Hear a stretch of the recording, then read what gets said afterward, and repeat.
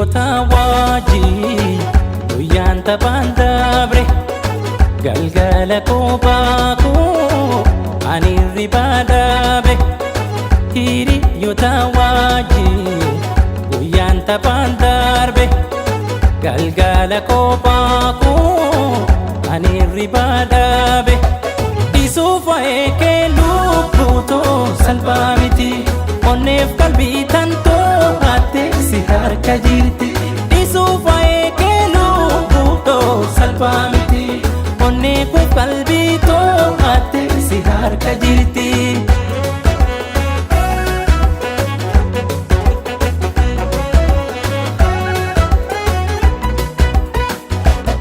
Bakka kuma laaluun rakkoon saas kumumaa abdiin kutu sirraa ansi eega suumaa.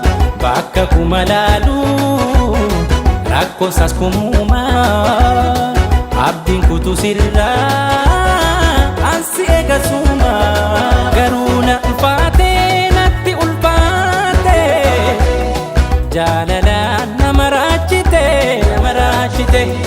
waa'een kee natti ulfaate jaalalaan nama raachite. Maaloo yaadame naaf kottume natti cime maaloo yaadame naaf kottume natti cime maaloo yaadame naaf kottume natti cime maaloo yaadame naaf kottume natti cime.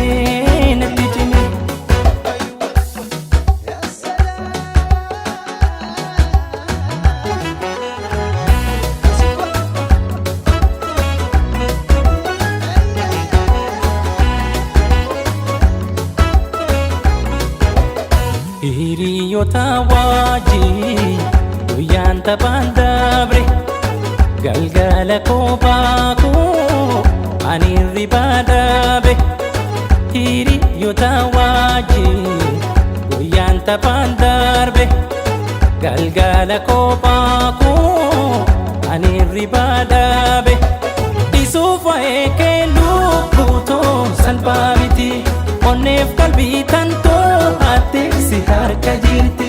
Dhiisuuf waa'ee kee lubbuutoo salphaa miti onneef qalbii too hattee si harka jirti.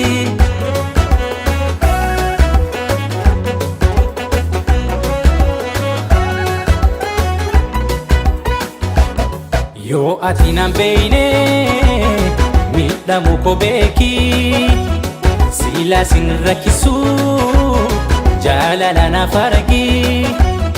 Boojitee qalbii too kan jirtu si faana rarraafteen isin naaf beeki mee ana. Garuu na ulfaatee natti ulfaate jaalalaan nama raachite waa'een kee